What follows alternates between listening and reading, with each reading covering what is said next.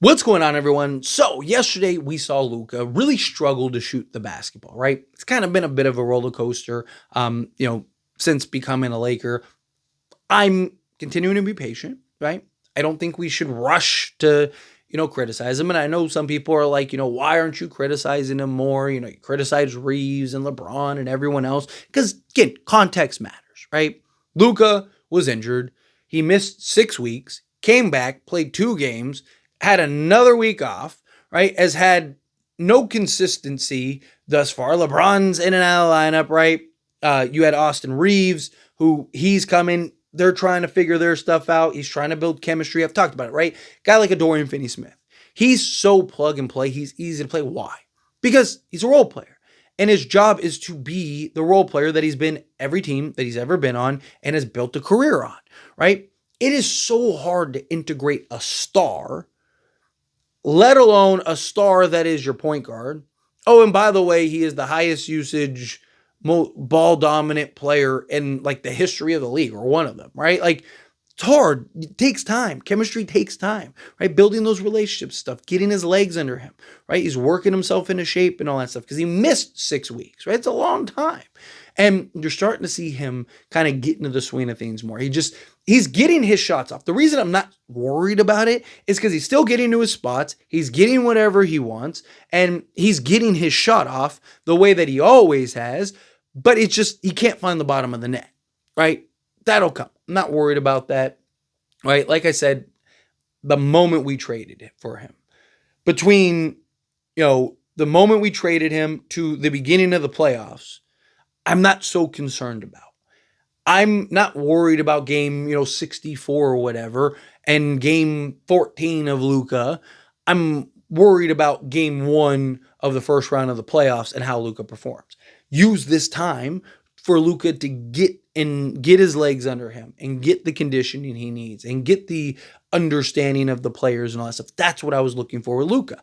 But Austin Reaves has also been spectacular, right? Deserves a ton of credit. Like, the guy has just he's been consistent and aggressive, right? I've been very critical of Austin Reaves, which I believe is very warranted given, the last 20, 25 games. You've seen me. I've defended him, talked about how great he's been, how consistent he's been. Even when he had that 3-game skid, when he came back from injury, I defended it. I said, hey, let's give him a couple games to kind of get his legs under him, right? Just like I would defend anybody in that regard, right? And then let's see how he does. And he has been back to being him, Reaves. And I love it. I love to see it because literally my only criticism is lack of consistency and him not being aggressive and settling too much, right? Bad games happen. Bad stretches happen. Bad nights happen. All of it. It's fine. I'm not worried about a bad night here and there, but it's, what are you doing, 8 out of 10 games, right? And there were stretches where you didn't know what you were going to get from Austin. You didn't know what kind of Reaves you were going to get, right? But one of my concerns, or not concerns, one of my frustrations, wrong word. One of my frustrations was the lack of aggression and settling from Reaves, right? Again, Luka was terrible last night shooting the basketball, but he still finished the game with 21 points, right? Why did he finish with 21 points? Because he was still aggressive in attack mode. We have seen Austin Reaves have games where he was 5 of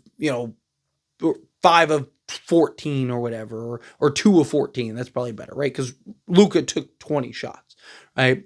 But we've seen Reaves where Reaves is like 2 of 14 or 3 of 14 or something like that.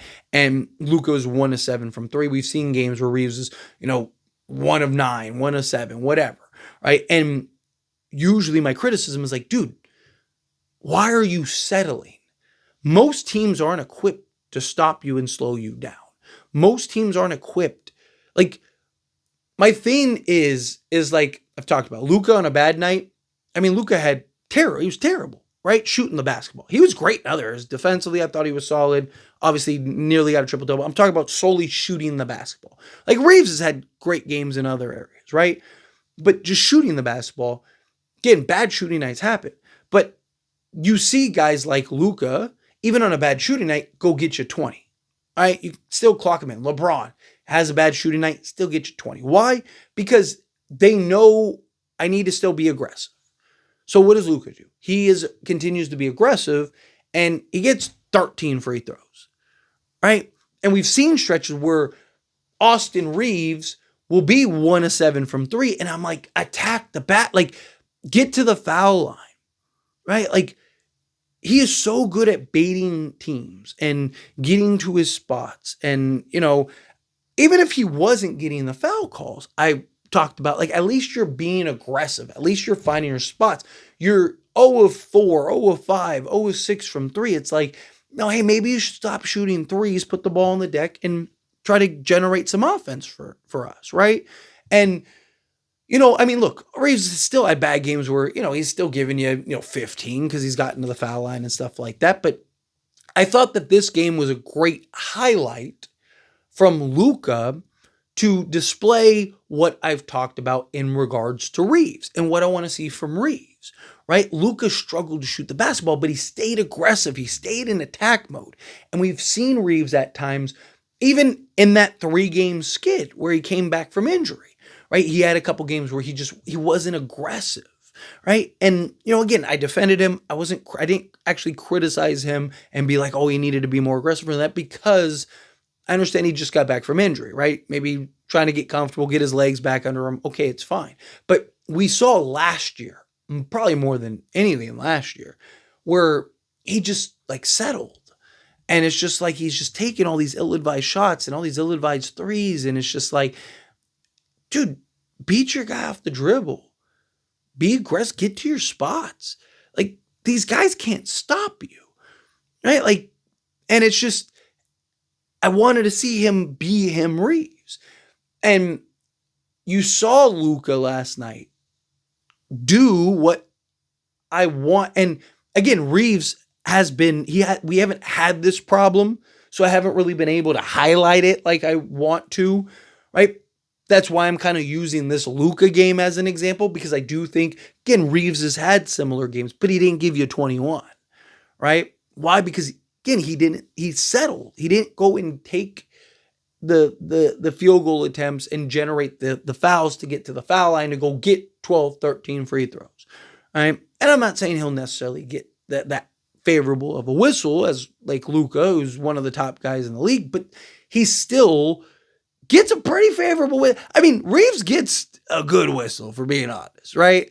Like, he gets a better whistle than a LeBron, right? Like, Reaves is good at just drawing and foul baiting and, getting guys off balance and stuff like that, and just the change of direction and misdirection stuff. Luka and Reaves are very similar. And it's why I think Luka's good for Reaves, because I think Reaves is going to be able to continue to grow and learn and continue to be aggressive. And one of the things that I talked about when we traded for Luka was that, great, now Reaves can get back to being the 2 guard, being the scorer. When Austin Reaves had his emergence, right? How did that happen? Was it him as the point guard? No, it was him as a scorer, an offensive weapon, right? LeBron went down and we needed somebody to handle some of the offensive workload. And Austin Reaves stepped in, got the start, and was killing it. And then that translated into the playoffs and all that, right? And it was like, okay, here we go, right? Like, Austin Reaves is best when he's being aggressive, getting downhill, applying pressure to the defense, right? The playmaking and him rattling off assists, he's actually better when he's not being a playmaker. Why? Because he's just go and he's taking what the defense gives him, rather than you see at times when he's trying to be the playmaker, he's trying to be the point guard, he'll kind of get tunnel vision a little bit, right? He gets in this mood where he's like, okay, I need to get other guys involved, right? Rather than just go. Just go. Be aggressive, attack. And then you're going to create naturally just through the natural course and flow of the game. You know who else is really good at that? Luka, right? Luka's really good at just going and then reading as the sequence develops. And you're starting to see Reaves do that more. And I think that that's the best version of Reaves. But I really thought that Luka game that we saw against the Spurs was a great example and highlight of Reaves and what I I hope the next bad shooting night from Reaves, he kind of takes a play out of Luka's playbook and goes, okay, instead of me taking 5 more threes, obviously if you're wide open, take it, right? If you're like, there's times where Austin Reaves has just like a wide open three. You got to take it. But there's times where he kind of forces it and he's trying to get himself going. And I get it. You're trying to see that one go through the hole. Well, you get to the foul line, you start knocking down some free throws, especially him. He's shooting like 90% from the foul line, right? The last like 30 games. It's like, watch the ball go through the hoop a couple times at the foul line, and then that puts you in a position to now maybe open up your shots and then kind of test the waters again and stuff. Basically what you saw Luka do, right? But anyway, as always, this is a discussion, and I pass a question to you. Let me know your thoughts and opinions down in the comments below. What do you think? How you feel with your thoughts? Do you agree with me? Disagree with me? Kind of mixed in the middle? However you feel, whatever your thoughts are. Either way, love to hear it. Let me know down in the comments below. That being said, if you haven't liked this video, hit that like button. Helps me a lot. Lets me enjoy these types of videos, and I truly appreciate it. Not subscribe to the channel, hit that subscribe button. Turn on the bell notifications. Appreciate y'all. See you in the next one. Thank you.